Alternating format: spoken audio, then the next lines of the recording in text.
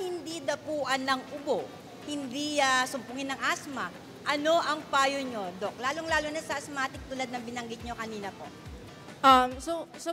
Usually, ang pinaka-importante pa rin is very good healthy diet. Balanced diet, good nutrition. Kung maganda ang diet, maganda ang nutrition, mas maganda yung immunity, mas less likely na dapuan kahit viral na infection. So, malaking tulong na yun. Sometimes, kung maraming ang inuubo sa lugar, pwedeng hand hygiene, maghugas ng kamay pag may hinahawakan or mag-face mask kung kailangan. So, napakahalaga pa rin hanggang sa ngayon, mga kabarangay dito sa Pasig City, sa Barangay Manggahan, wear face mask. Sasabihin natin wala nang COVID, wala namang dengue, wala namang ibang sakit.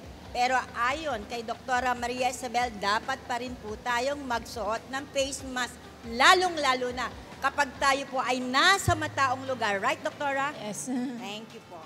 Ayan. Ayan po ang dami nating natutunan sa mga sinabi ni Dr. Chavez. Of course, a pulmonologist in VRP Medical Center. Maraming salamat po sa pagpapaunlak, Dr. Chavez. And of course, thank you for being here with us. And of course, sa pagsasabi ng mga tips, ayan po mga Pasigenyo, ayan nga po kay Mami Bel Surara, ugaliing mag-face mask, lalo na sa panahon ngayon na malimit pa rin yung sakit, di ba, Mami? And lalo na ang influenza, it's all over now. So, ingat po, ugaliin natin. Sabi nga ni Doktora, healthy diet.